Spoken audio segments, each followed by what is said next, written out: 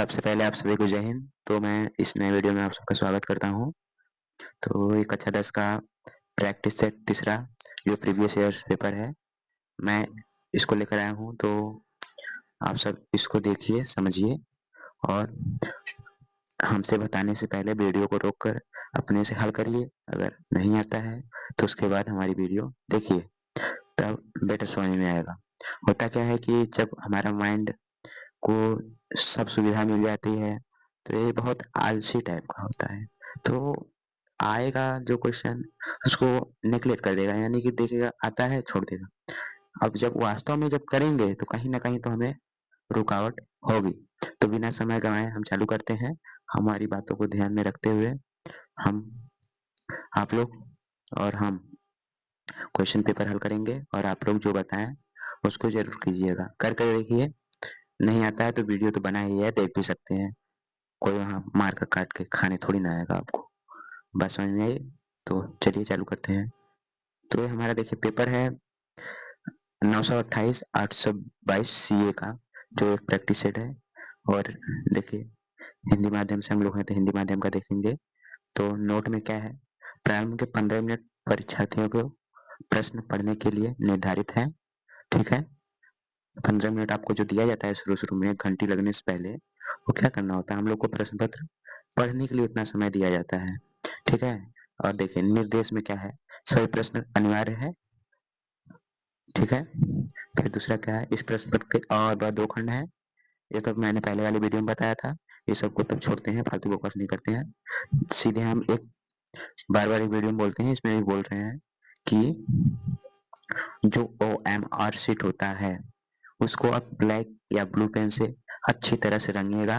अब से प्रैक्टिस करना चालू कर देंगे तो 10 दिन बाद, 10-15 दिन जो बचा है, 10 दिन 15 दिन, उसमें अच्छे से प्रैक्टिस हो जाएगा। तो आपके जो यहाँ पर भरेंगे उसमें कहीं बाधा नहीं पड़ेगा, आराम से सब 100 गुण संपन्न की तरह हो जाएगा। आराम से कोई दिक्कत नहीं होगी, परेशानी नहीं होगी। नहीं तो भरेंगे इधर, भरा जाएगा। मान लो क्वेश्चन नंबर 18 का तुम्हें सी डालना है, ठीक है, अब तुम सी की जगह रंग दिए बी, अरे भूल गए, बी रंगना था, फिर उसको काट के नहीं ए वाला ए, वहाँ दूसरा OMR शीट भी नहीं मिलता है ना, बातें है। तो आप एकदम श्योर हो जाइएगा कि नहीं हमारे ऐसा ही है, तब उसको रंगिएगा, अच्छे से रंगिएगा। ठीक है, क्योंकि वो हाथ से चेक नहीं होता, मशीन से चेक होता है। अगर कहीं आप बगल साइड साइड रंग दे, बीच में छोड़ दिया, बीच में एक बिंदी की तरह रंग दिए, तो मशीन क्या है, निगलेक्ट करके चला जाएगा, नंबर आपको नहीं देगा। ठीक है, तो चलिए चलते हैं। आज के क्वेश्चन पहला हमारा क्या है कि दिया है HCF 99 153 का 9 है, तो LCM 99 153 का क्या होगा। तो इसको मैंने एक सूत्र बताया था आप लोग को कि LCM गुणे HCF बराबर क्या होता है, बताया था। LCM गुणे HCF बराबर A गुणे B, यानी पहली संख्या गुणे दूसरी संख्या, यानी कि 99 गुणे 153 बटे कर दो, HCF कितना दिया 9, इसका भाग दे दो, आ जाएगा। 9 से जब काटोगे 11 बार में कट जाएगा, 11 गुणा 153 में कर दो, 11 पच 55 की 5 हासिल आएगा 5, 153 है ना जी। हाँ, 11 3 33, 33 की 3 हासिल आएगा 3, 11 5 55 3 58, 58 की 8 हासिल आएगा 5, 11 कम 11 5 16। हमारा आंसर होगा 1683, जो कि ऑप्शन नंबर ए सही है। इतनी बात समझ में आई? तो आगे चलते हैं हम, इसको ऑप्शन ए टिक मार देते हैं। ठीक है, क्लियर है? इसका सूत्र होता है मेरे भाई ए गुणे बी, एलसीएम गुणे एचसीएफ, एलसीएम गुणे HCF। ठीक है, इतनी बात समझ में आई? ओके, तो आगे वाले में चलते हैं। ठीक है, तो नेक्स्ट क्वेश्चन हमारा क्या बोल रहा है, नेक्स्ट क्वेश्चन हमारा बोल रहा है कि एक थैले में 3 लाल है और 3 क्या है, 2 नीले हैं। यानी एक थैला हम ले लिए, उसमें 3 ठो लाल गिरा खरीद के डाल लिए हैं, 2 ठो नीला डाल लिए। और देखो थैले से यादृश्य छाया एवं गेंद निकाली गई। उस गेंद के नीले होने के मतलब उस गेंद में से आप कोई निकाल लेता है। मान लो आप कोई सामान लेकर जा रहे हो, उसमें से हम कुछ निकाल लिए, तो आपने देखा नहीं कितना निकाला, तो संभावना कितनी है कि मैं क्या निकाल सकता हूँ उसमें, तो उसकी प्रायिकता पूछा है। ठीक है, तो प्रायिकता क्या होता है, तो इसको देखो हल करते हैं। प्रायिकता क्या होता है कि निकाले गए गेंदों की संख्या बटे कुल गेंदों की संख्या, ये ना होता है जी। तो कुल गेंद हमारे कितने हो जाएंगे, 3 ठो लाल है प्लस 2 ठो नीला है, तो कितने गेंद हो गए 5। और कितना निकाल रहा है, नीले गेंद की संभावना पूछ रहा है, तो कर देंगे हम अरे कर देंगे हम कितना निकाल रहा है जी, 2 ठो निकाल रहा है, कुल गेंद कितना है 2/5 हमारा आंसर होगी, बात खत्म। आंसर जी हमारा कितना हो जाएगा 2/5, यानी कि ऑप्शन नंबर बी सही है। ठीक है, देखो अंग्रेजी वाला देख लो, ठीक, वहां पे क्लियर नहीं दिख रहा है, अंग्रेजी वाला देख लो। ओके, आगे चले। तो आगे हमारा क्या है, आगे वाला क्वेश्चन क्या है कि निम्नलिखित सारणी का माध्यक वर्ग क्या कीजिए। हाँ जी, क्या पूछ दिया, माध्यक वर्ग पूछ दिया। तो माध्यक वर्ग क्या होता है आप लोग को मैं बता दूं, माध्यक वर्ग क्या होता है, तो देखिए क्या होता है इसका, इसको देखते हैं हम थोड़ा सा, एक सेकेंड। तो देखते हैं माध्यक क्या होता है। माध्यक का सूत्र मैं बता दूं आप लोग को, होता है n/2, यानी कि बारंबारता को जोड़कर 2 से भाग दे दो, 2 है 5 नहीं है भाई, सॉरी यार, क्या है, जो बारंबारता है उसको जोड़कर 2 से भाग निकल दे दोगे तो हमारा क्या आ जाएगा, माध्यक निकल जाएगा। ठीक है, तो मैं देता हूँ, देखो क्या आता है मेरा, इसको पहले निकलेट करता हूँ, इसको हटाता हूँ, करता हूँ, फिर इसको देखो क्या है, 5 1 6, 8 6 कितना हो जाएगा जी हमारा 14 हो जाएगा, और 14 6 20 हो जाएगा, 2 6 क्या हो जाएगा हमारा 23 हो जाएगा। मैं समझ में आ गई, हमारा क्या हो जाएगा 23 हो जाएगा। तो क्या होता है, ये 23 हो जाएगा। क्या होगा हमारा 23 होगा। ये किसके बराबर है जी, तो यानी के बराबर है। ठीक है, तो सूत्र क्या होता है, n/2 होता है, माध्यक बराबर, एक सेकंड, माध्यक बराबर n/2, तो n कितना है जी 23 आया है हमारा, और जो 2 काटेंगे तो क्या होगा 11.5। इतना क्लियर है, क्या आएगा जी हमारा 11.5। तो 11.5 किस किस के बीच में आएगा वो हमें बताना है। तो 11.5 किस किस के, 0 4 ना, 4 से 8 नहीं, 8 से 12 के बीच में क्या आएगा जी, हमारा आ जाएगा माध्यक। तो 8 से 12 कौन सा ऑप्शन है, ऑप्शन नंबर सी है, सी मार दो भाई। ये समझ में आ गई बात। देखो इसमें थोड़ा अंग्रेजी वाले में थोड़ा क्लीन दिख रहा है ना, अंग्रेजी वाले में देखो भाई थोड़ा क्लीन दिख रहा है, तो 8 से 12 वाला हमारा राइट आंसर हो जाएगा, 8 से 12। ठीक है, तो अब हम 14 क्वेश्चन देखते हैं। 14 क्वेश्चन क्या बोल रहा है, निम्नलिखित बारंबारता बटन से बहुलक वर्ग क्या होगा, बहुलक वर्ग पूछा है। अब बहुलक वर्ग क्या होता है, हाँ, वो क्या पूछा था, माध्यक वर्ग पूछा था, बहुलक वर्ग। देखो अंतर बस थोड़ा सा है, अगर आप समझ जाएंगे तो हो जाएगा। एक सेकेंड, ये आ गया, हाँ। बहुलक वर्ग क्या होता है, देखिए आपको बारंबारता जितना दिया है, जिसका बारंबारता सबसे अधिक होगा उसी वही बहुलक होगा। बात समझ में आई। देखो जिस मान लो हम माध्यक वर्ग ना देकर दे दिया होता बहुलक वर्ग बताइए, तो इसका जो है 1 है 5 है 8 है 6 है, तो इसका क्या होगा, इसका तो बहुलक वर्ग हमारा 8 हो जाएगा, 8 से 12, तो ऑप्शन हमारा 8 से 12 है कहीं, सी, तब भी वही होगा। ठीक है, अब देखो इसमें क्या होगा, जब उसमें लगाएंगे माध्यक वर्ग सी वाला लगाएंगे तो आपका आंसर गलत आएगा, जहां तक, हाँ गलत आएगा। ठीक है, जब इसको बहुलक वर्ग क्या होता है, बारंबारता देखिए 11 21 23 5 14, क्या है 11 है 21 है 23 है 5 है और 14 है, तब इसका देखिए बहुलक वर्ग क्या हो जाएगा हमारा, इसमें सबसे बड़ी संख्या कौन है 23 है, तो हमारा ऑप्शन हो जाएगा 23, यानी कि 20 से 30 के बीच में होगा। हाँ, बहुलक वर्ग क्या होगा हमारा 20 से 30 के बीच में होगा, तो इसमें ऑप्शन नंबर कौन सा 20 से 30 है, ऑप्शन नंबर सी है। ऑप्शन नंबर, अरे ए मरा गया क्या यार, सी मारो, ऑप्शन नंबर सी हमारा सही है। ये बात समझ में आ गई, ऑप्शन नंबर सी सही है। ठीक, तो इसी प्रकार मैं आगे चलता हूँ नेक्स्ट क्वेश्चन में। नेक्स्ट क्वेश्चन हमारा क्या है कि किसी सिक्के को एक बार उछालने पर शीर्ष हेड आने की प्रायिकता होगी। देखो मेरे भाई, जब भी आपको पासे से, सिक्के से, क्यूब से क्वेश्चन आ जाता है तो उसके आपको फलक ज्ञात होने चाहिए। ठीक है, और एक ताश की गड्डी वाला आ गया, तब उसमें आपको पता होना चाहिए एक ताश की गड्डी में कुल कितने पत्ते होते हैं और कितने हुकुम राजा ये सब होते हैं। ठीक है, तो उसमें आप सबको पता होना चाहिए। तो मैं इसका बता रहा हूँ, किसी सिक्कों को एक बार उछालने पर शीर्ष हेड आने की प्रायिकता क्या होगी, प्रायिकता बराबर होती है, ठीक है, जैसे n/2 होता है वैसे ये भी कुछ ऐसा होता है कि प्रायिकता बराबर क्या होती है हमारी प्रायिकता बराबर होता है कि उसमें जितने कुल क्या होंगे, कितने फलक होंगे। तो एक सिक्का में जी कितने फलक होंगे, 2 फलक होंगे। हाँ ठीक है, तो उसमें से एक ही आएगा, या तो हेड आएगा या टेल आएगा, एक ऊपर लिख दो। ठीक है, तो हमारा कितना आ जाएगा, 1/2 हमारा सही आंसर हो जाएगा। एक सिक्के को उछालेंगे, हवा में से गिरेगा तो एक ही फलक ना आएगा, उसमें कुल कितने फलक हैं, 2 है, हेड या टेल। हेड टेल है, 2 ठो है, और उसमें से एक ही आएगा, हेड या टेल आएगा। तो हमारा क्या हो जाएगा, 2 में से एक खो आएगा, तो ये हमारा क्या हो जाएगा, प्रायिकता हो जाएगी। तो ये इसमें हम किस ऑप्शन के साथ चलेंगे, तो ये हमारा ऑप्शन नंबर 1/2 चौथा है। क्या है जी, चौथा हमारा है। ओके, आगे चले हम, बहुत सरल सरल क्वेश्चन दिया है, आगे चलते हैं। देखिए क्या पूछ दिया, संख्या 144 के अभाज्य गुणनखंड होंगे। हाँ, संख्या 144 के अभाज्य गुणनखंड क्या होंगे, तो मैं बता दूं। सबसे पहले 2 से कटेगा, 144 को काटो ना भाई, 144 से काटोगे, 2 से कटेगा, 2 से 14, 2 दूनी 4, 72, 2 से काटोगे 36, 2 से काटोगे 18, हाँ 2 से काटोगे 18। अब देखो कटोगे, 12 का स्क्वायर क्या होता है, 144। 12 को क्या लिख सकते हो, 3 गुणे 4 का स्क्वायर। 4 को क्या लिख सकते हो, 3 का स्क्वायर गुणे 4 का स्क्वायर, यानी कि 4 चौके 16। ठीक है, तो 4 को क्या लिख सकते हैं, 2 का स्क्वायर गुणे 2 का स्क्वायर।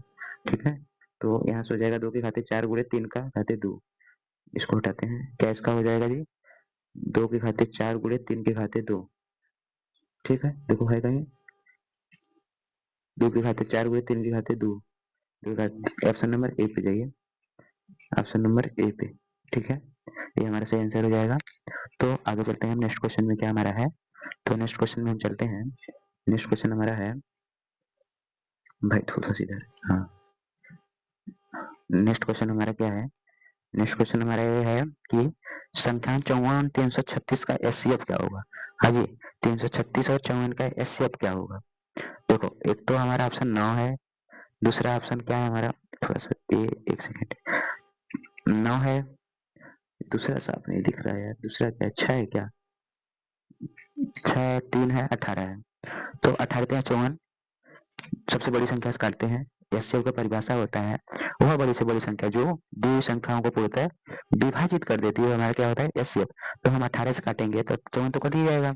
अब 336 को देखते हैं, 330 है कि 36 है, 336 है। ठीक है, 336 को काटेंगे तो क्या होगा हमारा, 8 के 8, 18 के 18, 36, यानी कि एक बार जाएगा, और 33 में से 36 घटे 18 घटेगा कितना हो जाएगा, 12, 12 3 15, 156। हाँ जी, 156, तो 18 अट्ठे 144, ये नहीं कटेगा। 18 कौन से 9 से कटेगा, 18 2 से कटेगा, 3 से 3, 2 3 3, 6 3 18, 6 से कटना चाहिए, 3 से कटना चाहिए, तो 3 से काट गया, 6 5 30, 6 4 36। हाँ, तो हम भाज्यता के नियम से देखेंगे कि देखिए 18 18 किसको किसको काट सकता है, यानी कि 18 का जब हम गुणनखंड करेंगे तो 9 गुणे 2 लिखेंगे, 9 दूनी 18, तो यानी वह संख्या जो 9 2 से दोनों से कट जाएगी और 18 से कट जाएगी, यानी कि देखिए 2 से तो कट रहा है, 336 9 से नहीं कटेगा, तो हमारा 18 एचसीएफ नहीं होगा। इतनी बात समझ में आएगी। अब 18 को कैंसिल करो भाई, अब देखो 6 से देखते हैं, 6 6 9 54, ये तो कट गया जी। अब देखिए 6 25 30, 6 4 36, हाँ जी, 9 6 54, 6 हमारा इसका राइट आंसर होगा। हमारा राइट आंसर क्या होगा, बी, 6 होगा। ठीक है, हमारा राइट आंसर क्या होगा, 6 होगा। तो आगे वाले पर चलते हैं हम। देखिए फिर से क्वेश्चन एक अच्छा वाला पूछ दिया है, तो मैं इसको बताना चाहता हूँ। देखो कितना अच्छा प्यारा सा क्वेश्चन है कि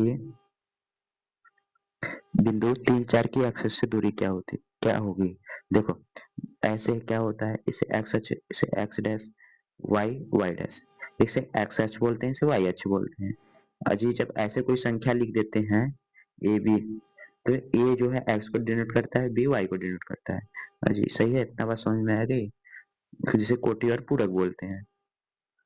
हाँ, तो इसमें दिया है 3 और 4 की एक्स एक्सिस से दूरी, तो एक्स वाला छोड़ो, वाई वाला पकड़ लो। 3 एक्स पे जाएगा तो वाई पूछेगा, तो जो है एक्स एक्सिस से दूरी जाएगा तो वाई पे जाएगा ना जी। अगर हम मान लो हमारे पास से 10 किलोमीटर दूर दूर कोई डेयरी है, तो हम अपने स्थान से ही दूर जाएंगे ना, तो यहाँ पर क्या होता है, मूल बिंदु 0 0 होते हैं। तो इधर जाएगा तो एक्स एक्सिस से दूरी जाएगा, इधर भी एक्स एक्सिस से। अगर इस पे जाएगा तो क्या होगा, वाई एक्सिस से दूरी जाएगा। ये y है, ये x है।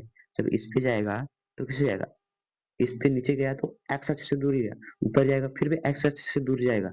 अगर ए साइडिया वाले पे चला गया तो y अक्ष से दूर जाएगा, इधर गया तो y अक्ष से दूर जाएगा। ठीक है, तो x वाला छोड़, y वाला बता दो, y से तुलना कर कर वही हमारा राइट आंसर हो जाएगा। तो x 3 हो गया, y 4 हो गई, तो दूरी क्या होगी हमारी, x अक्ष से 4 होगा। अगर y अक्ष से पूछता तो 3 होता है। ठीक है, ये बात समझ में आ गई, क्या होगी हमारी 4 इकाई होगी। ठीक है, तो आगे चलते हैं। आगे क्या है हमारा, द्विघात समीकरण 3x² और क्या है 5x+3 बराबर 0 के मूल है।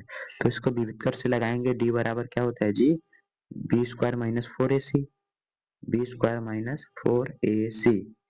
अजी आजा यार, 4ac बराबर b² का मान मतलब 5 का स्क्वायर माइनस 4 गुणे a का मान 3, c का मान 3, गुणा करो जी। साफ तो दिख नहीं रहा होगा जहां तक मुझे पता है। 5 का स्क्वायर करोगे 25 हो जाएगा, माइनस 36, 12 12 होते 36, माइनस का 11 आएगा जी। देख लो भाई, माइनस का 11 ही आएगा ना, माइनस का 11 घटाओगे, माइनस का 11 आएगा।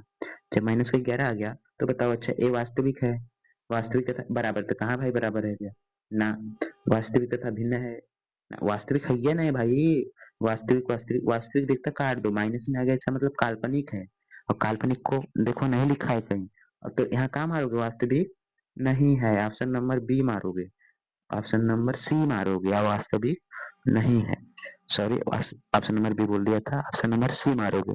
क्या मारोगे कि काल्पनिक नहीं है। लंबा वीडियो जा रहा है, जल्दी जल्दी खत्म कराते हैं। तो आगे क्या है, देखो ये क्या हो गया हमारा कि समीकरण x माइनस वाई बराबर 2 एवं x प्लस वाई बराबर 2 का हल होगा। तो x माइनस वाई बराबर 2 है और x प्लस वाई बराबर 2 है, तो इसको क्या करोगे, जोड़ दो शांति से। जब जोड़ोगे मेरे भाई तो y वाला y से कट जाएगा, है कि नहीं, y वाला y से कट गया तो क्या हो जाएगा, 2x बराबर 4 हो जाएगा। यहाँ से x बराबर क्या आ जाएगा, 2 आ गया, तो x का मान 2 खोजो, शॉर्ट तरीका में बता रहा हूँ। x का मान 2 माइनस 2 ना, 0 नहीं, हटाओ ना, x का मान 4, अरे ऐसा चौथा वाला सही है। ठीक है, चौथा वाला हमारा सही है, ऑप्शन नंबर डी सही है। x का मान 2, y का मान 0। ठीक है, अब रखो, मिल जाएगा आराम से, कोई दिक्कत नहीं है। देखो x का मान 2 रखोगे, आइए x का मान 2, y का मान 0, तो x दोनों साइड बराबर हो जाएगा। जब यहाँ पर भी रखोगे दोनों साइड बराबर हो जाएंगे, तो कोई दिक्कत है नहीं। तो आगे हम चलते हैं। इसी प्रकार दो संख्याओं का योगफल तथा अंतर क्रमशः 8 और 2 है, संख्याएं होंगी, देख लो। दो संख्या का योगफल यानी कि मैंने दो संख्या x प्लस वाई बराबर क्या दे दिया जी, x प्लस वाई बराबर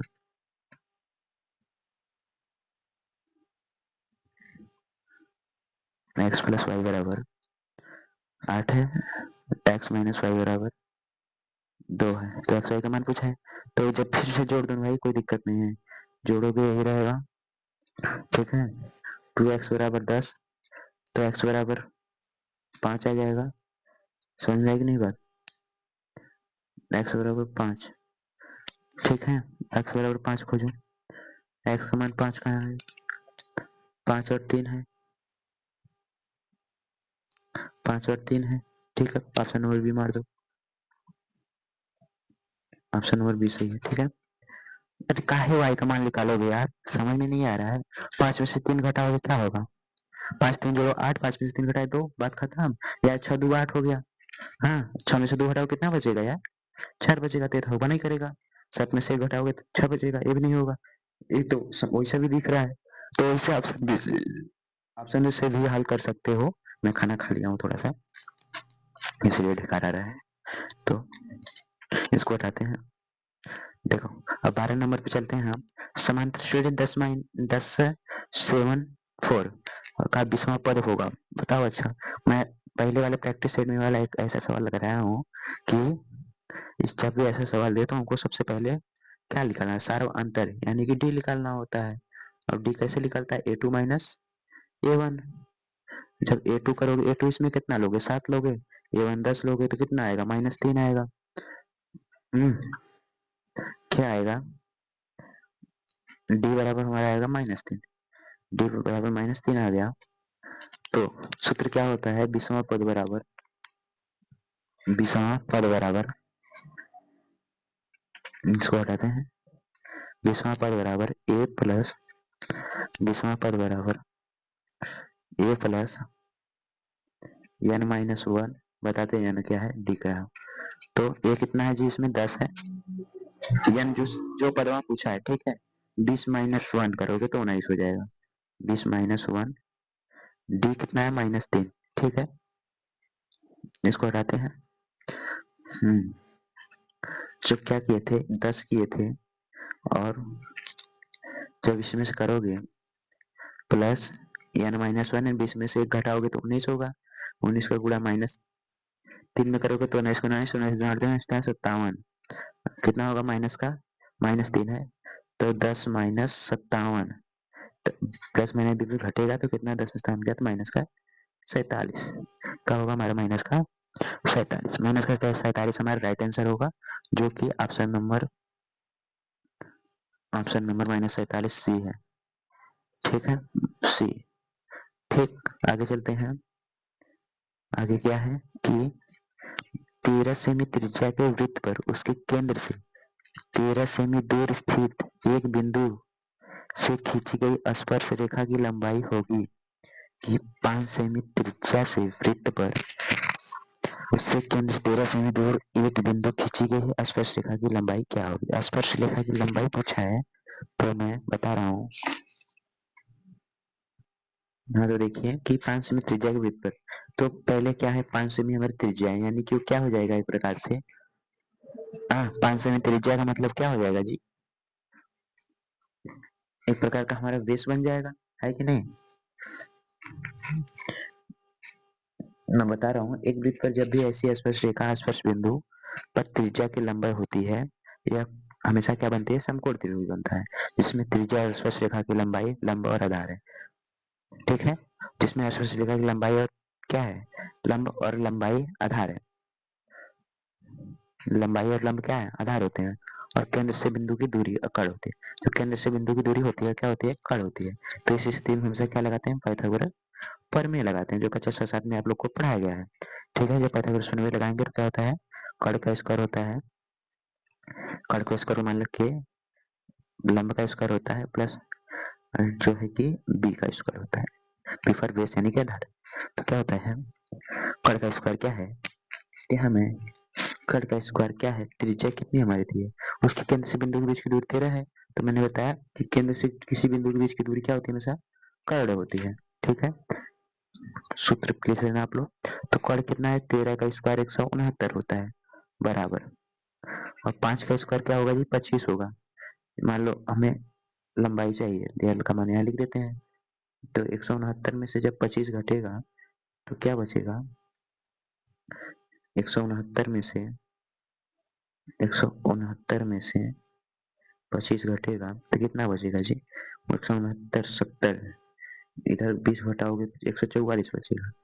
क्या बचेगा, 144, 144 किसका स्क्वायर है जी, 12 का, ये स्क्वायर से स्क्वायर हट गया तो यल बराबर 12 सेमी। इतनी बात समझ में आएगा, यल बराबर 12 सेमी। 12 सेमी कौन सा ऑप्शन हमारा है, तो उसको टिक मार दीजिए, 12 सेमी हमारा ऑप्शन नंबर डी है, ऑप्शन नंबर डी। तो इसी प्रकार हम अगले क्वेश्चन पे चलते हैं। अगला क्वेश्चन हमारा क्या है, 7 सेमी भुजा वाले दो घनों के सिरों को मिलाकर रखा गया है। घन घन, दो घन मिलाएंगे तो घनाभ बन जाता है, पता है कि नहीं? प्राप्त ठोस का संपूर्ण पृष्ठ घनाभ का पृष्ठीय क्षेत्रफल क्या होता है? हाँ, घनाभ का पृष्ठीय क्षेत्रफल क्या होता है, क्या पता है आपको? होता है, मैं बता रहा हूँ, पहले दो कर देते हैं, फिर उसको ब्रैकेट में लिखते हैं लंबाई गुणे चौड़ाई।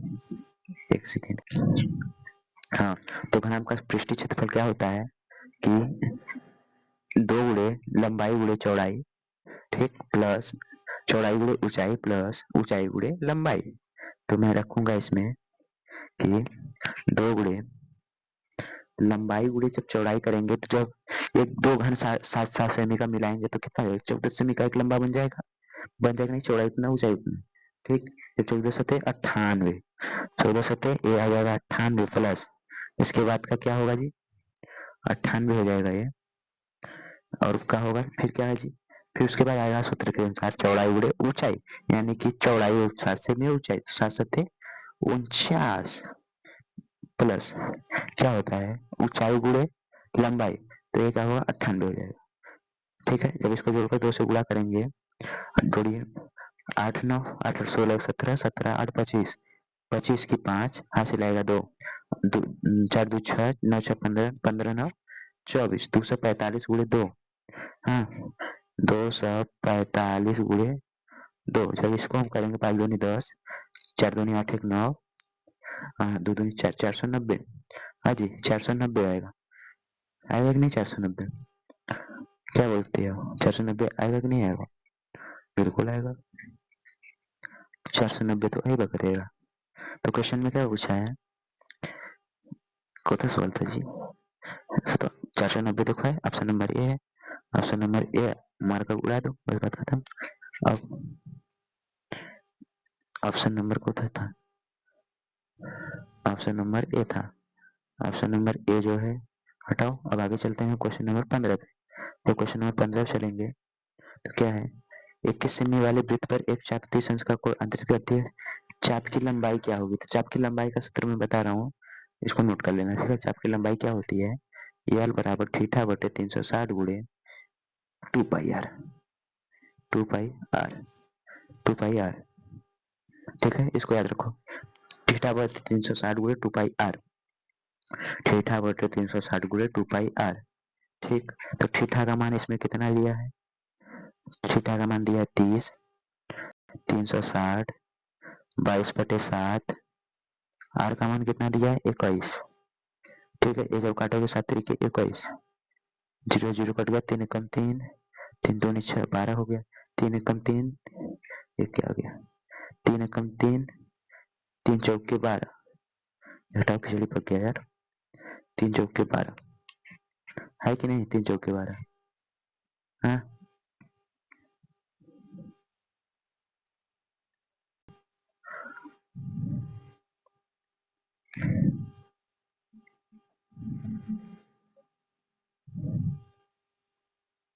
जब करेंगे तो कितना आ जाएगा जी, 12 आ जाएगा। अरे कहा है 12 आ जाएगा, हम भी नींद में हो गए। 30/360 गुणे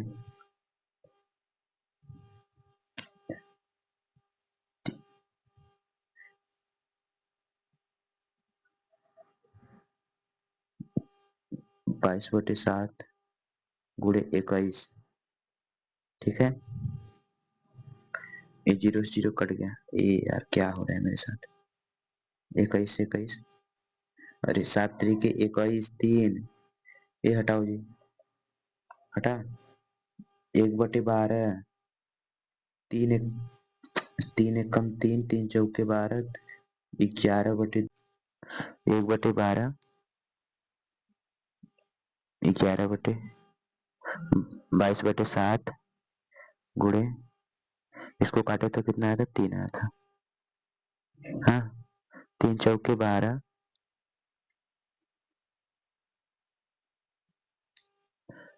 ठीक। 4 से काटेंगे तो कितना होगा, 2 से, 11/2, 2 से काटेंगे तो 5.5, 5.5, 5.5 हमारा है, डी ऑप्शन सही है, ठीक है। हमारा ऑप्शन नंबर डी सही है। तो आगे चलते हैं हम। आगे क्या है, यदि tan थीटा बराबर a बटे b तो b sin theta minus a cos theta और बटे में क्या है b sin theta plus a cos theta, ये है। तो इसका मान जब हम लोग हल करेंगे तो क्या आएगा, मिला जुला के जीरो आना है कि नहीं। यहाँ से देखो क्या करो, सब में cos थीटा से भाग देता हूँ, cos थीटा sin बटे cos करोगे b tan थीटा हो जाएगा। यहाँ क्या करोगे cos बटे sin क्या होता है, cos बटे cos कटेगा तो क्या होगा a हो जाएगा। हाँ जी हो जाएगा ना। यहाँ से भी b tan थीटा प्लस यहाँ से भी प्लस का a, ठीक है इतना हो जाएगा ना। फिर उसके बाद क्या करोगे tan थीटा हो जाएगा, ये हो जाएगा कि नहीं हो जाएगा, ऊपर माइनस का है प्लस नीचे प्लस का a। तो फिर क्या करोगे, यहाँ देखो tan थीटा बराबर बटे बी है, तो यहाँ से tan थीटा का मान बटे बी रख दोगे तो नीचे का बी भी कट जाएगा, ठीक है हो जाएगा a माइनस ए, ऊपर जीरो हो जाएगा, नीचे बचेगा तुम्हारा 2a। जब 2a से भाग जीरो में दोगे तो हमारा क्या आएगा, जीरो ही आएगा। तो ऑप्शन नंबर हमारा बी सही होगा, ठीक है डी सही होगा। अभी हल कराएंगे हम लोग लॉन्ग मेथड में, अभी एक दिन क्लास लेंगे सबका। तो क्वेश्चन नंबर 17 पे चलते हैं। तो क्वेश्चन नंबर 16 कराएंगे भाई और दिखाएंगे बस। क्वेश्चन नंबर 17 क्या है, क्वेश्चन नंबर 17 है यदि 3 cot a बराबर 4 तो sec a का मान क्या होगा। देखो 3 cot a बराबर क्या है, 3 cot a ना, 3 cot a बराबर कितना है जी, 3 cot a बराबर 4 है। तो यहाँ से cot a का मान कितना निकल जाएगा, 4/3 होता है कि नहीं, 4/3 होगा। cot a का मान क्या होगा, 4/3 होगा। तो फिर sec स्क्वायर a बराबर 1 प्लस cot स्क्वायर a लिख सकते हैं। तो क्या होगा sec स्क्वायर a बराबर 1 प्लस tan स्क्वायर a हो सकता है। और क्या लिख सकते हैं, tan a बराबर 1/cot a लिख सकते हैं कि नहीं लिख सकते हैं। अब देखो हमें sec के रूप में जाना है, तो sec square a plus 1 plus क्या बताए थे cot स्क्वायर a, cot का मान दिया है, cot का मान दिया है ना, हाँ। तो क्या करेंगे 4/3 हो जाएगा। तो sec स्क्वायर a बराबर क्या होता है 1 प्लस cot स्क्वायर a, हाँ तो cot का स्क्वायर कर देंगे यानी 3/4 का स्क्वायर कर देंगे, 9/16 हो जाएगा। जब इसमें हम एक जोड़ेंगे तो 25/16 आंसर आएगा।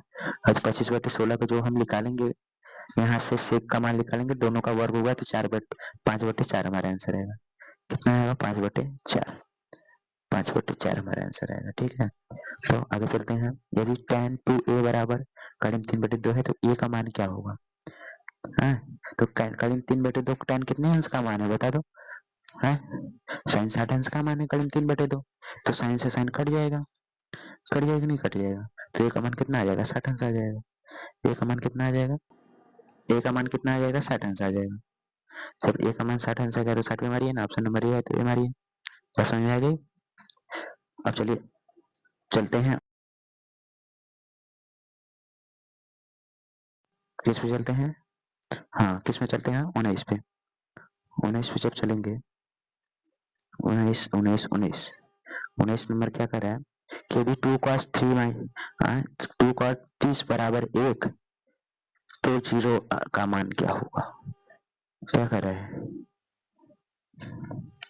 2 cos 30 बराबर 1 तो 0 अंश का मान क्या होगा। तो यहाँ से cos 30 अंश का मान क्या हो जाएगा 1/2 हो जाएगा, हो जाएगा कि नहीं हो जाएगा। cos 30 अंश का मान कितना हो जाएगा 1/2।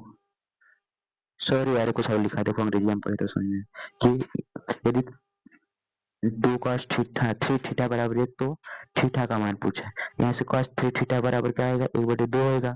तो 30 जो है कि 1/2 किसका मान, हाँ तो क्या होता है कि cos जो है 60 अंश का मान 1/2 होता है।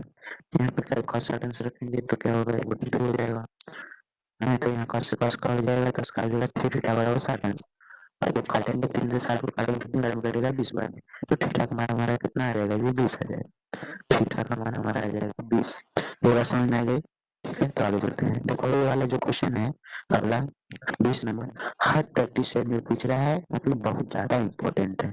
इसको आप लोग देख के जाइएगा या फिर कर जाइए, नहीं आता फिर भी उसी में छाप दीजिए।